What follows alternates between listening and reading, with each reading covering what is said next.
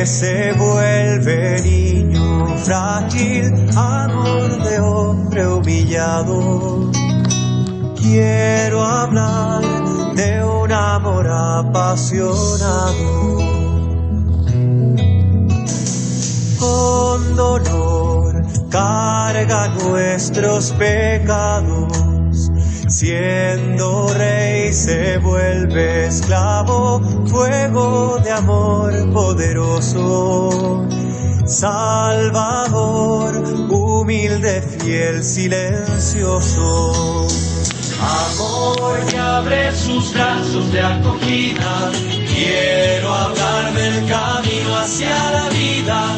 Corazón paciente, amor ardiente, quiero hablar de aquel que vence a la muerte. Quiero hablar de un amor generoso que hace y calla amor a todos, buscándonos todo el tiempo, esperando la respuesta, el encuentro. Amor que abre sus brazos de acogida, quiero hablar del camino hacia la vida. Corazón paciente, amor ardiente, quiero hablar de aquel que vence a la muerte.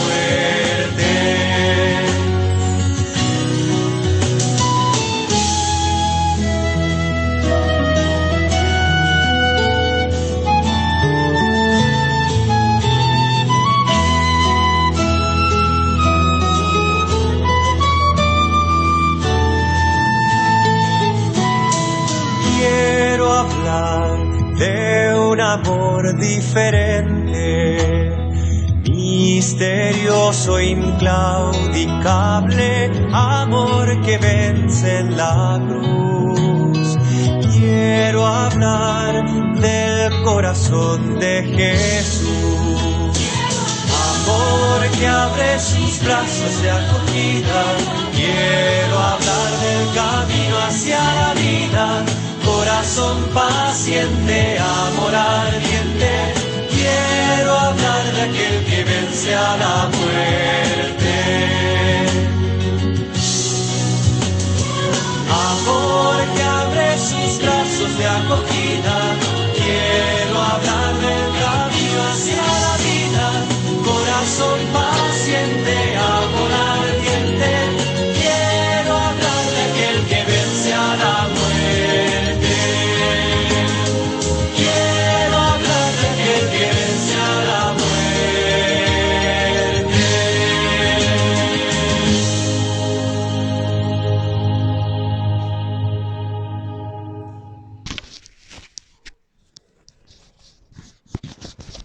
Bueno, buenas noches amigos y amigas, bienvenidos a este espacio de encuentro con la palabra divina para que conociéndola más podamos tú y yo enamorarnos más de la persona de Jesús. Estamos en la novena del Sagrado Corazón de Jesús, que es esta bellísima revelación de Dios a Santa Margarita María Alacoque, que nos recuerda que Dios se nos revela como un Dios rico en amor desbordante por cada uno de nosotros. Invoquemos a Dios aquí en el Sagrado Corazón de Jesús, para que nos ayude a ti y a mí a enamorarnos más de su persona y que podamos en nuestra vida seguirle e imitarle en su divino servicio. Sagrado Corazón de Jesús, en nombre del Padre, y del Hijo, y del Espíritu Santo. Amén. Bueno, mis queridos amigos, pues en estos días hemos ido nosotros entrando a través de los elementos que nos da la crítica histórica, esta disciplina que estudia con gran rigurosidad los textos del Nuevo Testamento para captar qué es lo que hay allí que sea original de la persona de Jesús. El Jesús que vivió en Galilea y que murió en Jerusalén. Es el Jesús que estamos ahorita tratando de desentrañar a través de los elementos que nos da la ciencia de la crítica histórica y utilizando otros elementos como la ciencia de las tradiciones y la crítica literaria. Y hemos dicho nosotros que en este caminar de Jesús por su vida histórica, pues hay un elemento importante y es que Él anuncia un tal reino de Dios y la manera como él anuncia es a través de las parábolas y que el lenguaje que él usó propiamente fue el de las parábolas. Y hemos indicado que cuando él empieza a hablar de lo que es el reino de Dios como él lo entiende, pues muestra una profunda originalidad en relación con la manera como se entendía el reino de Dios en su tiempo. O sea, a través de los estudios de la crítica histórica y digamos de las tradiciones contemporáneas a Jesús, y lo explicamos hace 8 días, que podríamos nosotros resumir como 10 distintas maneras de entender el reino de Dios como en 3 grandes concepciones. Lo explicamos hace 8 días, lo repaso brevemente. La una era concebir el reino de Dios como una monarquía de Dios. Era haciendo añoranza de lo que aconteció con la monarquía de David. Recordemos que la monarquía de David existió entre el siglo X a.C. hasta la deportación a Babilonia. Hablamos del año 587 a.C. Estamos hablando de 4 siglos. Y durante esos 4 siglos, pues el pueblo de Israel intentó configurar una monarquía que viviera conforme al querer de Dios. Una monarquía que fuera regida por el etos familiar, donde todos y cada uno se trataban y se veían a sí mismos entre hermanos. Y esa espiritualidad que hizo posible la monarquía de ese modo está consignada en el libro del Deuteronomio, que es la manera más avanzada como llegó el Antiguo Testamento a entender una sociedad de hermanos capaces de erradicar el problema del mal a su interior. Si una familia se tratan entre sí como hermanos y se ayudan como hermanos, pues se vence el mal, entendido en el Antiguo Testamento como exclusión dado por una posición social o exclusión dado por una tenencia económica. Era acabar con el sistema de estratos sociales. Ricos y pobres, terratenientes y siervos, se erradicaba con esa mentalidad de una familia de hermanos dentro de una monarquía constituida como régimen de una sociedad como Dios quería. Eso se logró en esta monarquía, teniendo como modelo la monarquía de David. Pero eso es un tema realmente muy interesante para después ahondar nosotros en otro curso bíblico analizando el Antiguo Testamento y ver qué hay de allí que preparara el Nuevo Testamento o no y qué relación habría con el Nuevo Testamento. Eso, pero digamos que es el punto importante. Se concibe el reino de Dios como una monarquía de Dios. Y esa monarquía de Dios, ¿cómo se esperaba lograr? Entonces había una tendencia y era por la vía militar. Ante la supremacía del Imperio Romano, que ejercía un poder omnímodo opresor contra el pueblo judío en ese momento, y este pueblo deseoso de vivir en autonomía su fe, la voluntad de Dios, en pureza como lo estaban concibiendo de las tradiciones apocalípticas que se fueron instaurando desde el año 165 a.C. hasta el nacimiento de Jesús, pues una salida era a través de la vía violenta, la vía militar, la vía armada. Y aparecen pues estos grupos que mencionábamos hace 8 días. El grupo de los celotes, el grupo de los sicarios, que buscaba una salida armada contra el Imperio Romano. La otra era la posición más espiritual o espiritualista, llamémoslo así, donde ante el realismo de la imposibilidad de una salida militar, debido al inmenso poder que tenía el Imperio Romano, y mirando desde el Imperio Romano hacia atrás, ¿no? Imperio Romano en la época de Jesús, antes fue el Imperio griego, antes fue el Imperio persa, antes fue el Imperio babilonio, antes fue el Imperio asirio, y si se va antes del éxodo de Moisés hacia la tierra prometida, Egipto, pues se va viendo que cada imperio que sucede al anterior es más poderoso, más dominante y mucho más avasallador. Y de allí que la salida militar pues fuera vista ya por otro sector de la población judía como imposible. Entonces viene la añoranza o la invocación mejor de una intervención apoteósica de Dios. Y lo que había que hacer era pues retirarse del mundo en que se estaba y a través de un sábado extendido y a través de una ritualidad de pureza vividas en estricta observancia, más una vida de oración intensa según los cánones del Antiguo Testamento, especialmente la Torá judía, pues invocar ese día de Yahvé en que Él llegaría para acabar con todo lo malo y posicionar lo bueno. Ahora, en esta mentalidad, pues esa monarquía instaurada de Dios, de un corte espiritualista, por la intervención extraordinaria de Dios, pues estos que se concebían buenos porque vivían con gran rigurosidad las prácticas de la Torá judía, pues se ven ellos como los dignos los dignos o los merecedores de esa posición de preeminencia como personas buenas, y todos los demás tendrían que ser eliminados por la intervención apoteósica extraordinaria de Dios. Era el día de Yahvé que era tan anhelado. Esta es la posición de un grupo como los esenios, que estaban ubicados junto al Mar Muerto, en lo que hoy se conoce como Qumran, y que se puede visitar cuando se va a Tierra Santa. Entonces eran dos maneras de entender el reino de Dios. Ambos era una monarquía de Dios, la una conseguida por vía militar, por vía armada, vía violenta, y la otra de un corte espiritualista por la oración y la vida de pureza estricta, esperando y ansiando que llegase Dios a subvertir todas las cosas, el día de Yahvé. Y había una tercera tendencia, que era la tendencia de la escuela rabínica, que es la escuela que fundaba el reino de Dios en el cumplimiento estricto de la ley. Pero ya entendido de que el reino de Dios se daría era cuando cada uno y todos vivieran cada uno de los preceptos de la ley mosaica. Recordemos que en tiempos de Jesús pues había una estipulación de 613 normas. Entonces la idea era vivir todas esas normas. Ahí lo que parece interesante es que cada uno podría llegar a vivir esas normas si las conocía. Lo interesante era que no había una exclusión, sino que cada persona, con tal de que conociera la ley, la pudiera vivir. Entonces era algo como que era posible para toda persona dentro del pueblo judío. Y la ley pues la tenía la persona a su alcance en cuanto que la podía conocer, como que la ley estaba en el interior de la persona porque la estudiaba y la conocía y la podía vivir. Por eso algunos han visto que hay cierta relación entre esta manera del reino de Dios como una vivencia radical de la ley establecida en la Torá de Moisés, era con lo que Jesús viene a proponer. Pero por lo que ya hemos ido viendo, pues es muy distinto, porque la ley pues era el cumplimiento de una normatividad externa, como estaba confinado o estipulado en los códigos del Antiguo Testamento. Era una práctica externa. Lo que había aparecido es que toda persona lo podía hacer siempre y cuando conociera la ley que puede estar en su mente y en su corazón si la estudiaba y se la apropiaba con determinación. En el caso de Jesús es una experiencia muy distinta en cuanto, o como lo que entiende por reino de Dios, pero tiene ese carácter universal en cuanto todo ser humano también es objeto de ese reino de Dios como lo entiende Jesús. Bueno, entonces ya a partir de allí explicábamos nosotros que Jesús, él plantea algo totalmente original y usa las parábolas. Cuando él plantea eso que es totalmente original es porque él está compartiendo lo que a él le está aconteciendo.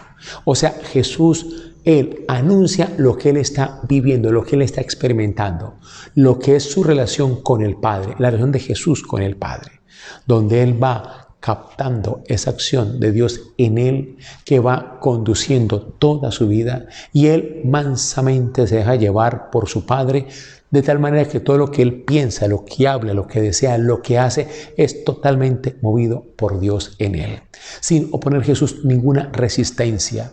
¿Y qué va experimentando Jesús cuando él se deja poseer totalmente por el Padre? Que Dios Padre, al poseer a Jesús, Dios es en Jesús, totalmente es en Jesús. Y ve Jesús que eso que le está funcionando a él lo quiere comunicar a todos los que lo puedan oír. Porque él se va dando cuenta que lo que le está pasando, el por qué le está pasando, lo que está pasando en él, lo está llevando a un para qué. ¿Y el para qué cuál es? El para qué es la eliminación del mal. Pues ya hemos dicho que la preocupación de la revelación es cómo eliminar el mal. Y Jesús descubre que el mal se elimina por saturación del reino de Dios. Es decir, por esa inhabitación de Dios en la criatura. Y en la medida en que la persona deje que Dios lo inhabite, deje que lo transforme totalmente desde adentro, el mal desaparece. Vea que el tema de Jesús es un tema muy interesante, porque realmente luchar contra el mal, luchar contra el pecado. Jesús no aparece como lo proponía la tradición apocalíptica, luchando contra el diablo o contra los demonios como tales, sino luchando contra el mal que habita en el corazón humano. Para Jesús es muy claro, y lo explicábamos hace 8 días y hace 15 días, que el mal está en lo más intrínseco de la naturaleza humana. Hay una torcedura fundamental que debe ser enderezada para que, enderezándose esa torcedura fundamental, no se den en el sujeto humano los pecados. Jesús diferencia entre pecado en singular y pecados en plural. Y Él propone que a través de la saturación de la persona, de la criatura, del Creador en sí, dejando a Dios ser Dios en Él, el mal es totalmente eliminado, totalmente erradicado de la persona. Ya Karl Rahner, muy bellamente este gran teólogo jesuita del siglo XX, él decía, ¿qué es el pecado? Decía Karl Rahner, el pecado es no dejar a Dios ser Dios. ¿Qué es lo que propone Jesús? Que dejemos a Dios ser Dios. ¿Y cómo dejamos a Dios ser Dios? Dejando que Él, que nos inhabita, actúe de tal manera en nosotros que nos sature de Él y que Él sea totalmente soberano en nosotros. Eso implica una concepción particular de Dios e implica también una manera de entender cómo funciona Dios. Eso es lo que Jesús pues viene Él a comunicarnos a través de las parábolas. Y hemos dicho que las parábolas pues tienen 3 elementos claves. La primera, que Jesús, Él cuando dijo sus parábolas, cuando las dijo en lenguaje aramaico galileo, que es muy distinto al griego, en el cual al final terminan siendo traducidas después de una transmisión en tradición hasta la iglesia cristiana primitiva. Entonces, cuando nosotros entramos a estudiar estas parábolas, ¿qué fue el lenguaje que usó Jesús propiamente hablando según la crítica histórica y la crítica bíblica? Pues tenemos que hacer ese esfuerzo de tratar de ir hacia lo que Jesús en su lengua original, el arameo galileo, Él fue lo que quiso comunicar. Segundo punto es que toda parábola es una imagen, que Él usa una comparación entre dos fenómenos. Y es una imagen porque Él pretende a través de esa imagen suscitar en el oyente una toma de conciencia. Una toma de conciencia entre dos realidades. Lo que Jesús está viviendo en su interior y quiere comunicar al oyente, y eso lo relaciona con un fenómeno que le obliga al oyente a tomar conciencia de lo que también en él está pasando. Eso es lo que está pasando con las parábolas. Entonces lo que hace Jesús, compara lo que le pasa con un fenómeno de lo natural para que el oyente, escuchando esa comparación, él también mire lo que está pasando en su interior, porque este Dios que habita Jesús también habita en todo ser humano y también lo está transformando para que sea Él, dejarse Él poseer totalmente por Dios. Y un tercer elemento que dijimos es que toda parábola es chocante, o sea, interpelante. De manera que la persona al escuchar lo que dice la parábola se sienta como profundamente tocada e interpelada. Bueno, esos son puntos que es muy importante que lo recordemos, porque es que las parábolas no son cuenticos que nos echó Jesús, sino que es comunicarnos lo que es toda su experiencia vital para que nosotros también nos dejemos tomar posesión por este Dios que siempre nos está trabajando internamente. Pero vean que la finalidad es el para qué de comunicarnos qué es lo que le pasa a Él, a Jesús, en su total interioridad, es erradicar el mal de nuestro corazón, el mal de nuestra vida. Pensemos eso un poco, ¿no? Aquí estamos hablando nosotros de la conversión cristiana. Estamos hablando de la conversión de la persona. La conversión es el signo esencial de nuestra vida cristiana. Eso es lo que Dios quiere de nosotros, que tú y yo dejemos a un lado todo ese hombre viejo, esa mujer vieja, para ser hombres y mujeres nuevos en Cristo nuestro Señor. Y ahora, ¿cómo entiende Jesús el pecado? Él lo tiene bastante claro. Es una codicia generalizada. De hecho, San Pablo, que va a sistematizar teológicamente lo que Jesús entendió de Dios y que reveló Jesús plenamente en su manera de ser, en su divinidad, para Pablo, el pecado es una codicia generalizada. Es decir, tú y yo tenemos esa capacidad de tratar de coger todo lo que hay a nuestro alrededor. Hagamos de cuenta que somos como un pulpo con 8 brazos, tratando de agarrar todo lo que hay a nuestro alrededor. Y cuando lo agarramos, nos replegamos en nosotros mismos y no dejamos que nadie entre a quitarnos esto que tú y yo hemos acaparado. Ese es el pecado en singular, la torcedura fundamental que todos tenemos, esa codicia generalizada que nos satura desde adentro y que tú y yo tenemos en lo más íntimo de nuestra naturaleza y que es parte de nuestra creaturalidad. Ese pecado o codicia generalizada viene en su carácter creatural, de su ser biológico. porque somos criaturas, tendemos a ir hacia adentro. Un movimiento centrípeta hacia adentro, hacia nosotros, acaparando y guardando y acaparando para nosotros mismos. Y esa codicia generalizada nos lleva incluso hasta la violencia, nos lleva hasta matar y asesinar a otros con tal de adquirir aquello que en esa codicia generalizada tú y yo anhelamos tan profundamente. Ve ese tema tan relevante realmente, es un tema de una profunda relevancia para nosotros hoy.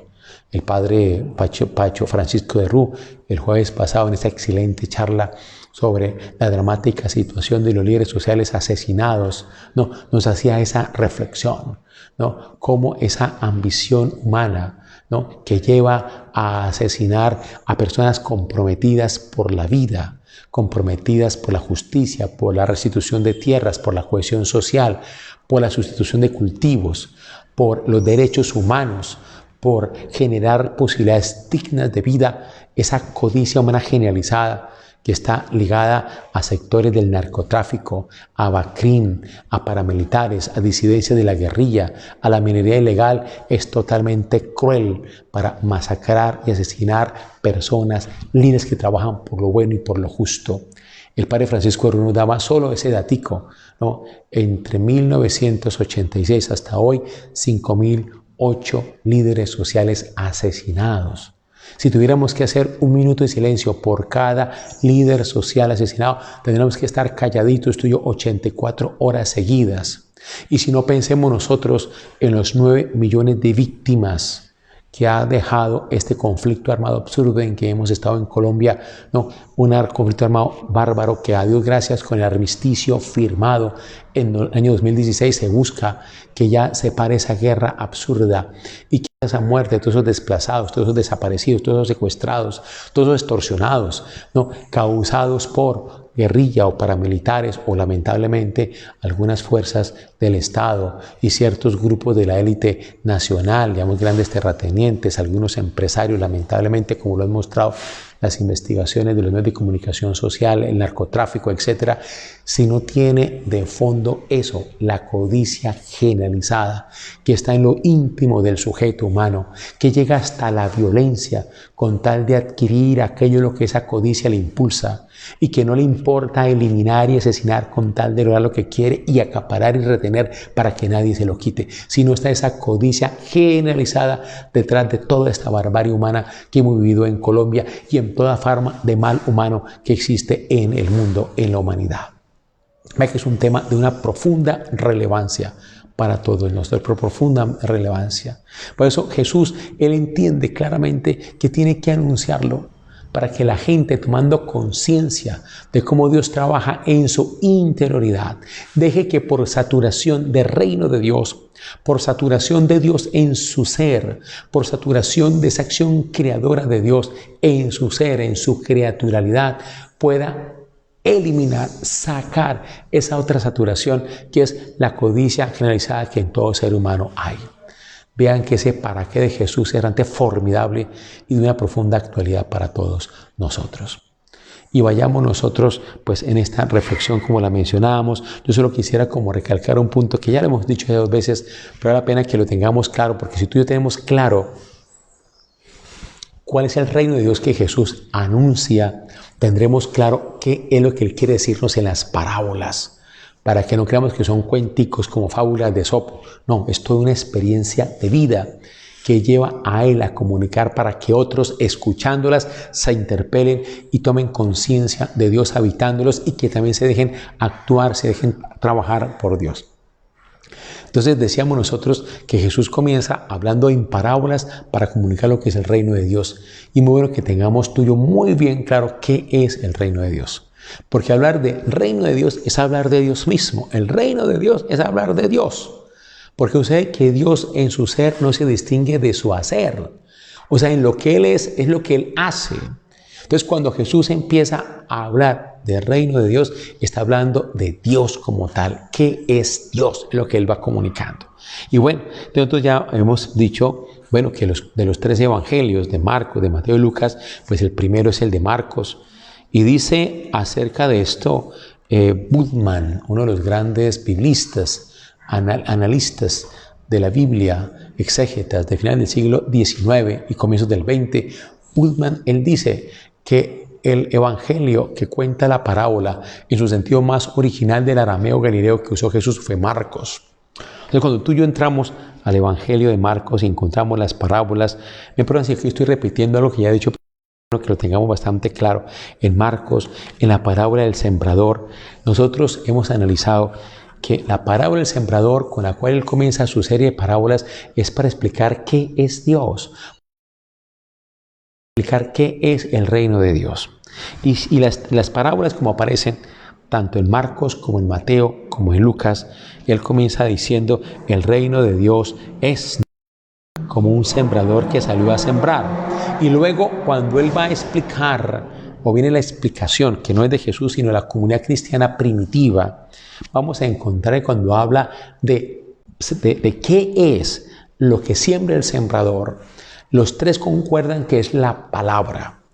En Marcos habla de la palabra y lo menciona así como escueta. En Marcos, la palabra, que es el primer evangelio, el que tiene más afinidad o cercanía con el aramaico galileo que usaba Jesús, la palabra, Marcos.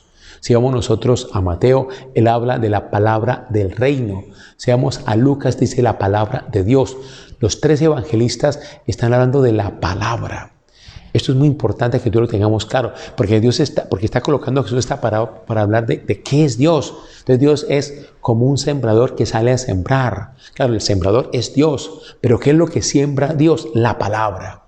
Y ya hemos explicado que la palabra en tiempos de Jesús tiene un significado muy preciso, porque en tiempos de Jesús, es más, desde prácticamente el retorno del pueblo judío de Babilonia a la tierra de Palestina, después de la liberación que hace Darío, el rey persa, estamos hablando del año 532, ya empieza a hacerse muy popular en el pueblo judío el segundo Isaías, que es el libro de Isaías desde el capítulo 40 hasta el capítulo 55, en esos 15, 16 capítulos. Y allí, en esos 16 capítulos, donde están también los relatos del siervo sufriente de Yahvé, lo más interesante de este segundo Isaías, que es el autor sagrado que escribe en pleno cautiverio, es la noción de creación. O sea, Dios creador, es lo más interesante. Y este texto del segundo Isaías era lo que en las sinagogas en tiempos de Jesús se leía como un verdadero bestseller. Es decir, en todo culto sinagogal había un momento donde se proclamaba un profeta, y el profeta que se proclamaba era el segundo Isaías. Eso sí lo tenemos bastante bien estudiado gracias a los estudios de cómo se procedía en tiempos de Jesús en el culto sinagogal. Primero se leía un rollo de la Torá, sobre eso no había comentario, eso se respetaba profundamente. Luego se leía un profeta y sobre ese profeta había una homilía por parte del encargado del culto sinagogal en ese día. Y el profeta que se leía en las sinagogas en tiempos de Jesús era el segundo Isaías. ¿Y por qué? Porque causaba gran fruición en los judíos toda la noción de creación que estaba presente en el segundo Isaías. Y allí, cuando se habla de Dios, se habla de Dios como acción creadora. Y usa la expresión palabra de Dios para indicar lo que Dios es decir, la acción creadora de Dios. Eso ya los judíos lo tenían por su tradición profética en el segundo Isaías. Pero entonces lo interesante es que para el judío en tiempos de Jesús, Dios era acción creadora y acción creadora era el mismo Dios. O sea, Dios era un Dios creador. O sea, Dios es una acción. Dios no es una idea, no, sino que es una acción que opera en todo lo que existe. Y cómo el pueblo judío fue entendiendo que Dios los iba creando continuamente, permanentemente los iba creando. Si vamos nosotros al primer capítulo del Génesis, ese texto se escribe después del segundo Isaías. Es un texto muy posterior. muy posterior. Uno creería que se escribió al comienzo de toda la Biblia, no, ese se escribió hacia el siglo V, siglo VI antes de Cristo, después del segundo Isaías, y ahí se dice muy claramente en orden sistemático que Dios creaba a través de la palabra. O sea, para indicar de que la acción de Dios era continua en todo lo que existía, Dios lo iba creando continuamente. Y cuando hablamos de creación, ¿cómo lo entiende el segundo Isaías? Llevar a su fin a la criatura. Es decir, llevar a la criatura al fin para la cual está llamada a ser. Entonces, Jesús, ¿qué es lo que hace? Jesús, cuando Él narra esta parábola del sembrador que salió a sembrar, pues está hablando es de Dios mismo que actúa creadoramente en la criatura y que se hace en la criatura para hacer de esa criatura Él, Dios, lo que está llamada a ser. En este caso es una criatura poseída totalmente por Dios. Eso es lo que está diciéndonos aquí cuando dice esa primera acepción. Y ya pues hemos analizado pues la figura que tuvo que ser muy chocante cuando dice que, cuando aparece acá que primero como así que es un Dios, no, que se hace criatura para trabajar la criatura. Es algo muy chocante en la mentalidad judía de su tiempo. Un Dios que se hace pequeño, humilde, sencillo, se hace desapercibido, anónimo, para trabajar a la criatura y hacer a esa criatura totalmente poseída por Dios. Es algo totalmente contrario como a esos cánones que ellos concebían cuando hablaban del Dios pues absoluto, todopoderoso, eterno, ¿no? ¿Cómo así pues el que se hace criatura? Dios mismo, creador, se hace criatura. Es algo totalmente novedoso como lo plantea Jesús.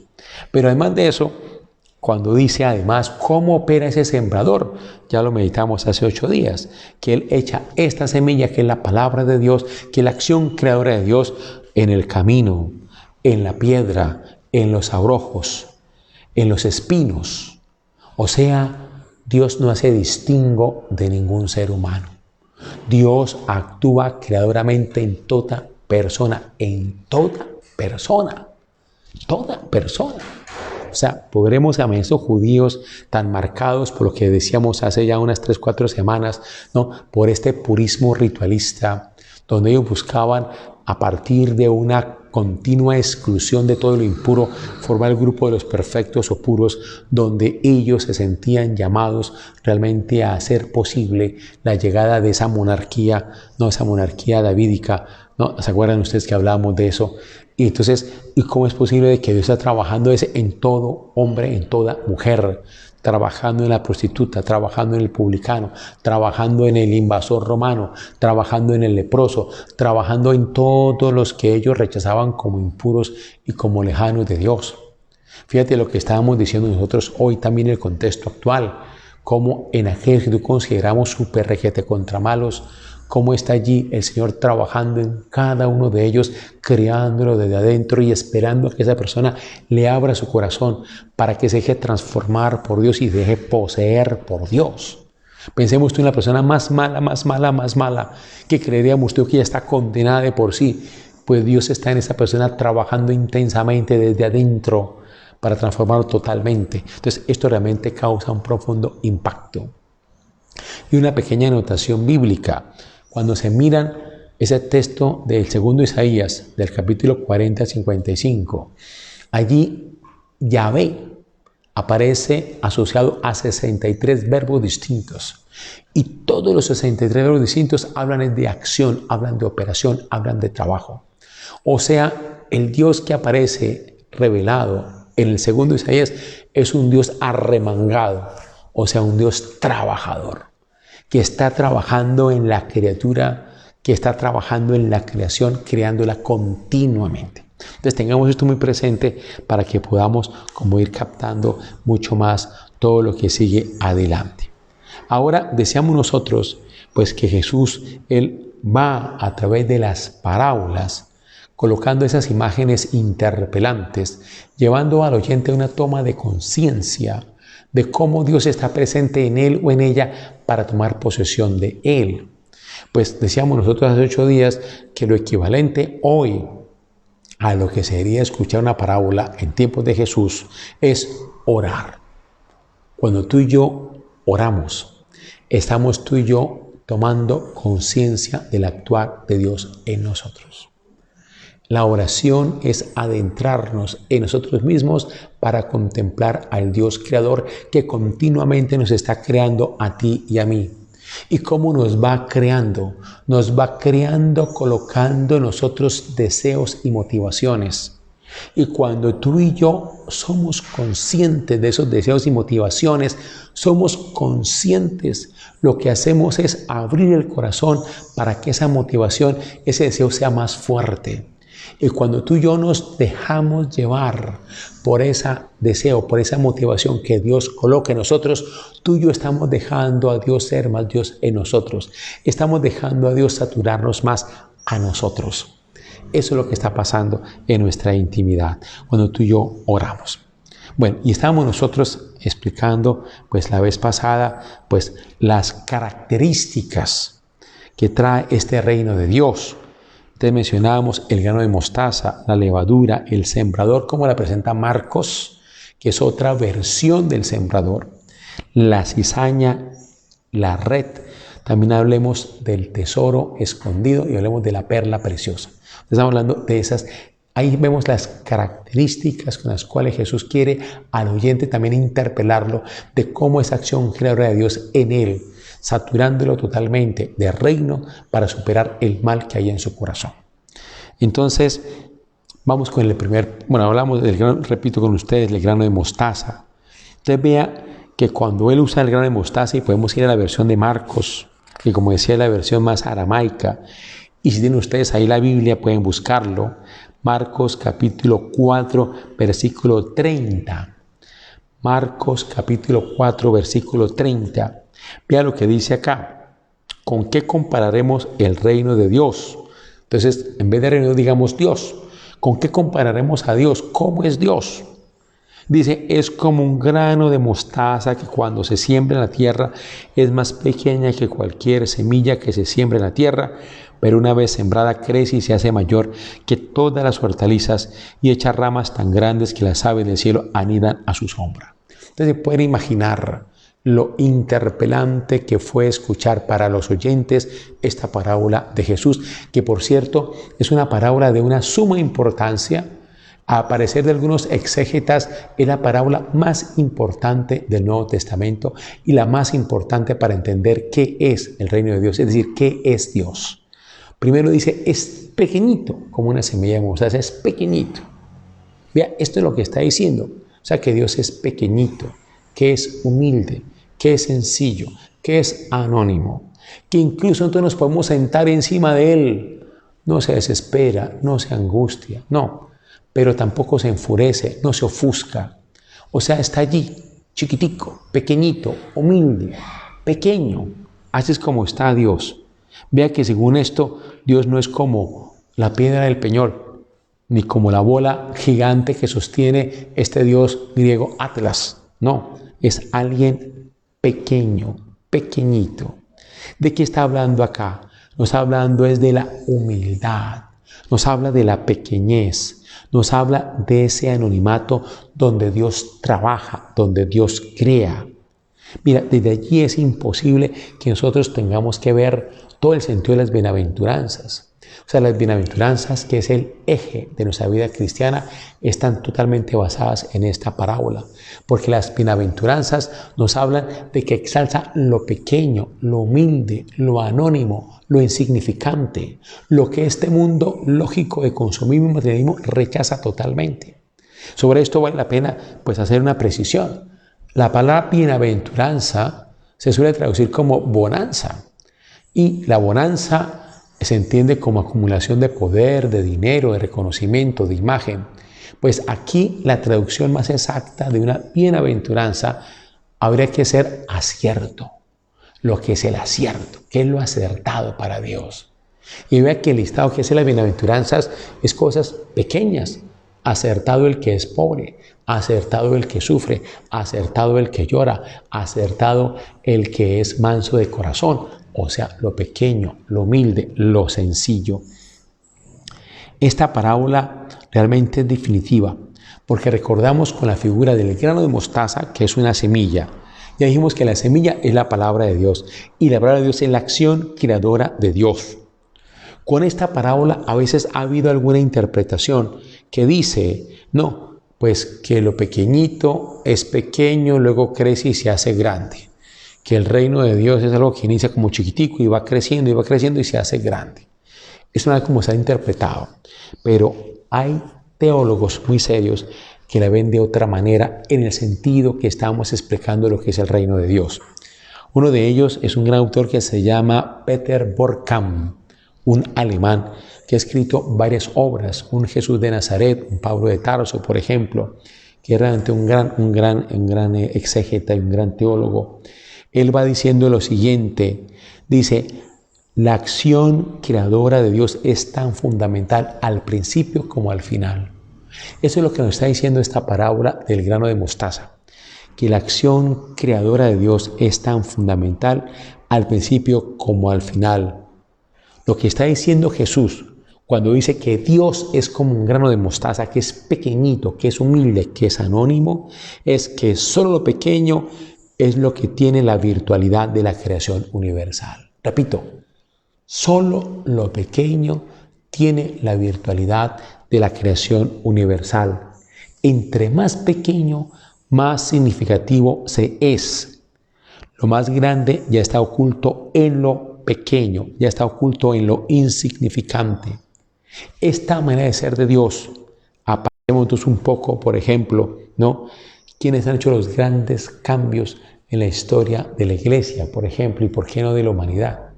Pensemos en San Francisco de Asís, una persona humilde y sencilla, que cambió realmente la historia de la Iglesia en el siglo XIII, siglo XII, siglo XIII. O pensemos si la gran teología que tenemos nosotros del siglo XX y XXI no ha estado marcada por San Francisco de Asís. Pensemos lo admirable que es el Papa Francisco, que se ha basado en la humildad, sencillez y pequeñez de un San Francisco de Asís. Y vea cómo esto también lleva a mostrar lo totalmente opuesto de lo que es Dios a la escala de valores que tiene el mundo de hoy. El mundo de hoy que le apuesta al reconocimiento, al poder, a la imagen, al show, a la ostentación, a la fuerza, a la violencia. Y vea que todo lo contrario es lo que nos propone con esta parábola. Lo pequeño, lo sencillo, lo humilde, lo manso, lo insignificante. Es lo pequeño donde realmente brilla lo más grande de todo lo que Dios quiere que seamos nosotros. Vean ustedes que incluso San Pablo, si ustedes quieren mirar la segunda carta a los Corintios, busquemos segunda carta a los Corintios, capítulo 12, versículo 7. Ahí hace San Pablo todo un elogio a la impotencia, a la impotencia. Es más, si ustedes quieren leerse un espíritu muy crítico, la primera y segunda carta a los Corintios, toda ella es un elogio a la impotencia, a la debilidad, a la fragilidad.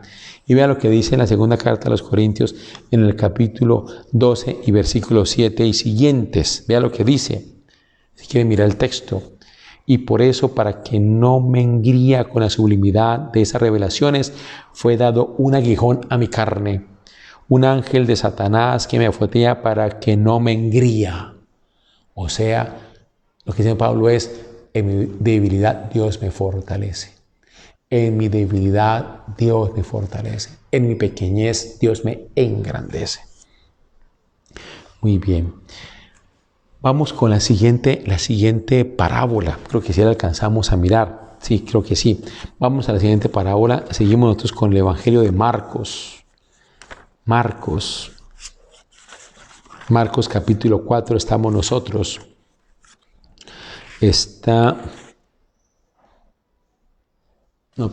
Vámonos a esa Mateo, el Evangelio de Mateo, la siguiente parábola para ver de las características del reino de Dios, la parábola de la levadura.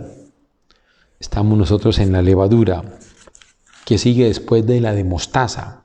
Entonces les dijo otra parábola, dice acá en Mateo, el reino de los cielos es semejante a la levadura que tomó una mujer y la metió en 3 medidas de harina hasta que fermentó todo. Aquí explicamos nosotros que en Mateo no habla de reino de Dios, sino reino de los cielos, porque Mateo está formado por una comunidad de cristianos que vienen del judaísmo. y ellos son muy respetuosos acerca de pronunciar el nombre de Dios. Ellos no pronuncian el nombre de Dios por respeto al mismo Dios.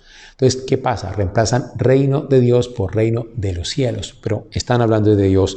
Entonces, podemos traducir así: Dios, según San Mateo, es como la levadura que toma una mujer, la mete en 3 medidas de harina y esta lo fermenta todo. Esta parábola de la levadura es muy parecida a la anterior, porque ustedes imaginan una medida grande de harina y esa mujer le echa un puñadito de levadura. La levadura es un fermento que fermenta toda esa masa. Si nos damos cuenta de cómo funciona Dios, lo dejaríamos actuar en nuestra vida, así como esa levadura fermenta toda esa masa. Lo que tenemos que hacer es abrirle nuestro espacio para que esa levadura fermente toda nuestra masa, fermente toda nuestra vida. Y este fermento va penetrando la masa totalmente y va saturando esa masa sin que tú y yo ni siquiera nos demos cuenta de cómo es que funciona eso. Dios trabaja, es lo que está diciendo eso. Si Dios es como una levadura, que fermenta la masa, lo que está diciendo es que Dios trabaja, crea silenciosamente, sin hacer puya, sin hacerse notar. Lo propio de Dios es crear penetrando. Y si es así, y si tú y yo estamos dejándonos saturar por este Dios que obra de esa manera, penetrando silenciosamente, sin hacer bulla, como hace el fermento fermentando toda la masa, tú y yo tenemos que vivir también Diosmente, como dice un padre en mi comunidad, vivir Diosmente. Y ese vivir Diosmente quiere decir que tú y yo también penetremos creadoramente, como Dios lo hace con nosotros, penetrándonos creadoramente. El cristiano, en vez de sacarlo y meterlo en un rincón para que no lo dañen las malas compañías, lo obvio es que el cristiano se meta en la masa de pecados para que penetre esa masa de pecados, para que la sature de Dios y el reino de Dios llegue allá a esa masa de pecados. Vea, eso lo que significa. Significa hacernos totalmente misioneros, transformando el entorno en que tú y yo estamos, transformando ese mundo para hacerlo una verdadera transparencia de Dios. Esto significa que por parte del cristiano hay que ser fuertes. Hay que ser fuertes para que no sea el pecado el que nos transforme a nosotros, que eso es lo que tú y yo descubrimos, constantes y deseosos de ser fieles a Dios, pero termina es el mal, más bien cambiándonos a nosotros, en vez de tú y yo estar cambiando este mal que hay en nosotros y que hay en los demás. Y vea que para eso San Pablo nos da unos consejos. Si quieren, miremos la primera carta a los Corintios acerca de esto. Primera carta a los Corintios, capítulo 16, versículo 13. Primera Corintios, capítulo 16, versículo 13. Y vea lo que dice allí, el consejo que nos da San Pablo. Velad, es decir, oren, velen, oren. Manteneos firmes en la fe. Sed hombres, sed fuertes. Haced todo con amor. Eso es ser fermento en la masa, tú y yo. Esta masa de pecados que existe en todas partes. Seguimos con la siguiente parábola. Volvemos de nuevo a Marcos. Volvemos a Marcos otra vez. Características del reino de Dios, es decir, de Dios mismo, cómo es Dios.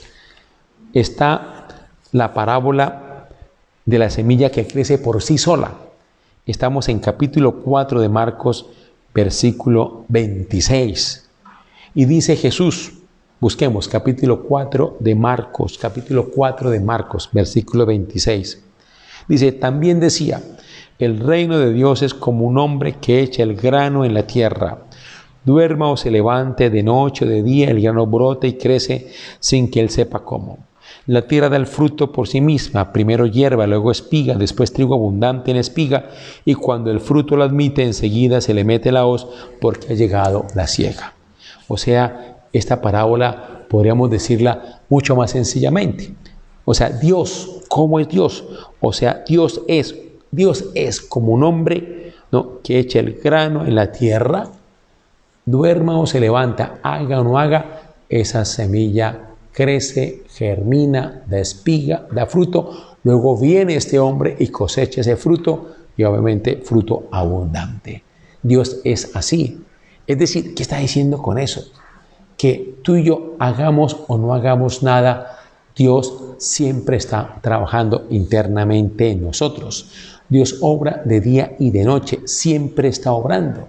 La pregunta que tú y yo tenemos que hacernos, ¿qué es lo que está haciendo Jesús con estas parábolas a sus oyentes? Es, ¿tomamos conciencia de eso? ¿Somos conscientes de que Dios siempre está en ti y mí, trabajándonos interiormente y creándonos y saturándonos de Él? ¿Siempre o no?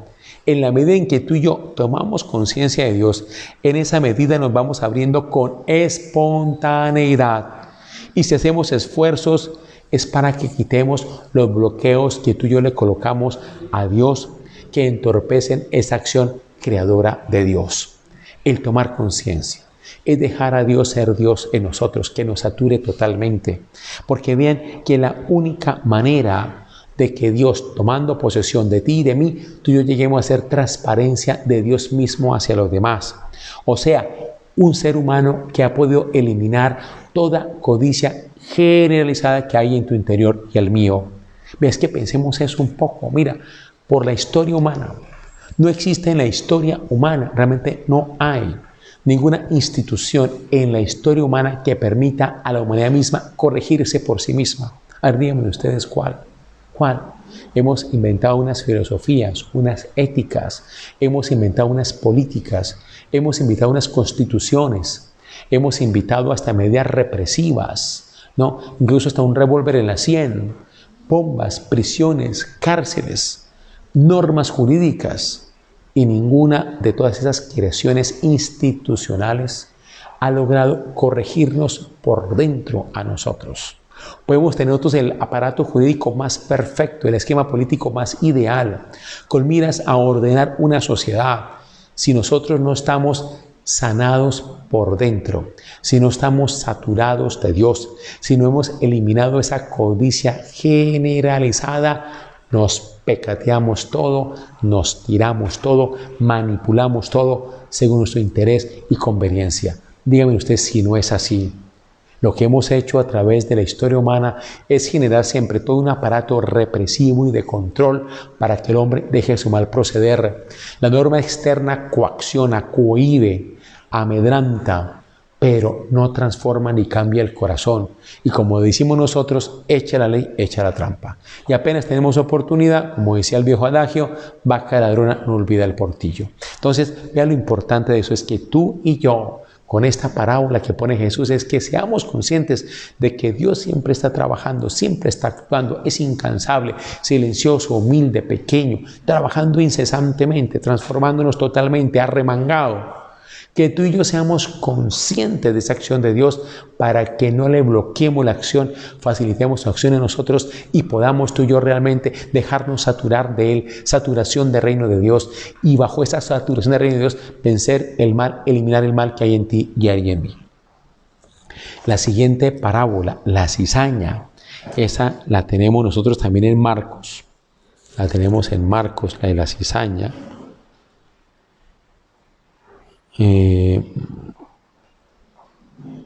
Marcos, no, disculpe, yo estoy aquí, no es Marcos, estamos en Mateo, perdón. En Mateo tenemos la de la cizaña. Esta la comentamos hace 8 días, me parece que es preciosa volverla a comentar brevemente, claro está. Dice la cizaña, cuando dice acá la parábola de la cizaña. Si el reino de los cielos es semejante a un hombre que sembró buena semilla en su campo. Estamos en San Mateo capítulo 13, versículo 24. Mateo capítulo 13, versículo 24. Otra parábola les propuso, diciendo, el reino de los cielos es semejante a un hombre que sembró buena semilla en su campo, pero mientras su gente dormía, vino su enemigo, sembró encima cizaña contra el trigo y se fue. Cuando brotó la hierba y produjo fruto, apareció entonces también la cizaña. Los siervos del amo se acercaron a decirle, Señor, ¿no sembraste semilla buena en tu campo? ¿cómo es que tiene cizaña? Él les contestó, algún enemigo ha hecho esto. Dícenle los siervos, ¿quieres pues que vayamos a recogerla? Díceles, no, no sea que al recoger la cizaña arranquéis a la vez el trigo. Dejad que ambos crezcan juntos hasta la siega, y al tiempo de la siega diré a los segadores, recoged primero la cizaña y atadla en gavillas para quemarla, y al trigo recogerlo en mi granero. Bueno, aquí tenemos nosotros ya una parábola que ha sido reutilizada por la comunidad cristiana primitiva, porque hay una explicación, hay una ampliación, ese diálogo que hay entre los servidores del Señor y acerca de la cizaña y por qué aparece la cizaña y déjenla, dice él, al final la recogemos. Es toda una construcción de la comunidad cristiana primitiva para ampliar la original de Jesús. Al parecer, dicen los exégetas, que la original de Jesús es muy simple, porque es una comparación muy simple, ¿no? Diríamos, en lenguaje de Jesús lo más parecido posible. El reino de los cielos, es decir, Dios es semejante a un hombre que sembró buena semilla en su campo. Mientras dormía, vino el enemigo y le sembró cizaña. Y él dejó que creciera la cizaña y el trigo. Esto realmente sería totalmente interpelante para los oyentes. Porque todo sembrador, pues cuando va creciendo la maleza, con las plantas buenas que hace, arranca la maleza, la arranca, para que la planta buena crezca. Este sembrador, ¿qué hace? Deja que la cizaña crezca con el trigo, no la arranca. Esa es la parte interpelante. Lo que hay después de todo ese diálogo con los servidores, que la dejen y que al final de los tiempos se recoge, eso ya es interpretación, reutilización de la comunidad cristiana primitiva. Pero vean ustedes el mensaje que trae esto contra la apocalíptica judía, por lo que explicábamos ahorita, donde pedían o querían una intervención apoteósica de Dios, que acabara con todos los malos y dejara solo los buenos. Jesús está en otra tónica muy distinta, y es que la solución no es matar al malo. Lo que hay que hacer es que el bueno y el malo convivan y que el bueno a punta de bien venza el mal. Es decir, conviviendo el bien y el mal es para que el bien transforme el mal en bien a punta de bien. Es decir, solamente el malo podrá ser enderezado a punta de bien en convivencia con personas que viven el bien. Y Dios es, como dice aquí el término como aparece en el lenguaje de Mateo, ¿cierto? Es como un hombre que siembra buena semilla en su campo. O sea, ya hemos hablado de lo que significa semilla, acción creadora de Dios. Ya el campo refiere a las personas como tales. El reino de Dios o Dios es que Él, creándonos y saturándonos a ti y a mí, es para vencer el mal que hay en nosotros y también hacernos tú y yo como esa levadura que penetra la masa de mal que hay para saturarla de Dios y vencer así el bien, salvando al pecador y eliminando el mal que hay en su corazón. Muy bien. Y terminemos con las dos últimas parábolas que tenemos nosotros en Mateo. Ahí las tenemos nosotros ya en el versículo 44 y 45, una muy breve explicación, teniendo en cuenta todo este bagaje que hemos explicado. El reino de los cielos es semejante a un tesoro escondido en un campo que al encontrarlo un hombre vuelve a esconderlo y por la alegría que le da va a vender todo lo que tiene y compra el campo aquel. O sea, diciéndole en términos de Jesús, Dios es como un tesoro escondido en un campo que al encontrar un hombre vende todo lo que tiene para comprar ese campo. Es decir, Dios es lo más importante, es lo absoluto, es lo total, es lo prioritario. Todo lo demás se relativiza frente a Dios. Dios realmente es lo significativo, lo realmente importante. Y la última también es semejante al reino de Dios a un mercader que anda buscando perlas finas y que al encontrar una perla de gran valor va a vender todo lo que viene y la compra. Parecieran semejantes, pero no, tienen dos intenciones muy distintas. En la primera, la persona que es saturada de Dios Esa saturación de Dios hace que esa persona conciba esa saturación como lo más importante, lo absoluto, lo definitivo. Dios es lo importante. Es la valoración que hace la persona hacia Dios, dejándose saturar por Dios totalmente, dándole la plena y total prioridad sobre todas las lógicas y valores contrarios al Evangelio que hay en este mundo. La segunda parábola, cuando dice que el reino de Dios, es decir, Dios es semejante a un mercader que anda buscando perlas finas y que al encontrarla vende todo lo que tiene la compra. ¿A qué está refiriendo? Está refiriendo ya es la valoración que tiene Dios para contigo y para conmigo. O sea, Dios nos valora tanto a ti y a mí como un mercader valora una perla fina. Y así el mercader vende todo lo que tiene para comprar la perla. Dios, Él deja todo lo que tiene por salvarnos a ti y a mí. Es decir, tú y yo somos esa perla preciosa. Somos tú y yo lo más querido de Dios. Dios viene a nosotros porque nos valora profundamente, nos quiere inmensamente y viene a saturarnos de Él en toda nuestra creaturalidad. ¿Sí ven la diferencia? En la primera, nosotros valoramos a Dios como lo más importante y dejamos todo a un lado para dejarlo a Él actuar en nosotros. En la segunda, es Dios quien nos valora a nosotros, quien nos ama a nosotros, nos prioriza a nosotros, nos da todo el valor, porque tú y yo somos esa perla fina y Dios nos ve así como la más bella perla que podemos tú y yo ser, y por esa apuesta que hace Dios por ti y por mí, viene a nosotros para saturarnos totalmente. O sea, un Dios enamorado de ti y de mí, que cree en ti y en mí, que se la juega toda por ti y por mí, y que se entrega totalmente por ti y por mí, y que trabaja intensamente, humildemente, creadoramente, para hacernos a ti y a mí transparencia de Dios, para hacernos como Él es, para hacernos otro Jesús. Bueno, hermanos queridos, pues vamos a dejar acá. Yo creo que ya hemos terminado.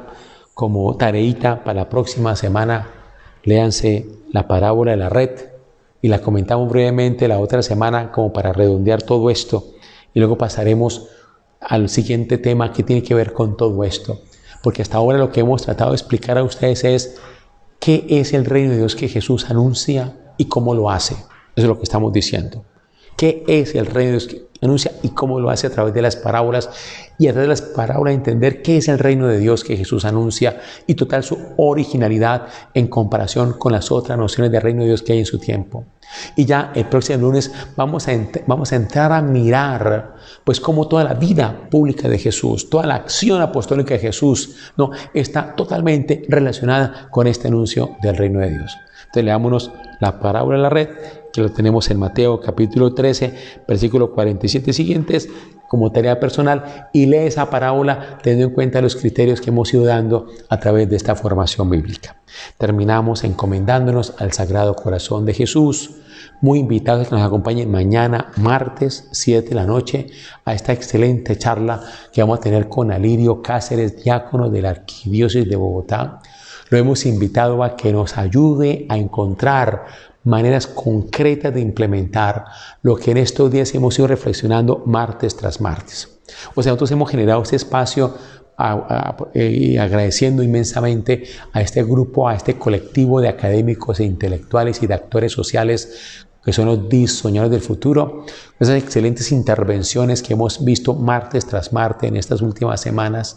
Y todo esto nos plantea realmente un serio desafío a ti y a mí sobre qué hacer para cuidar de esta creación, cuidar del otro y cuidar de nosotros mismos.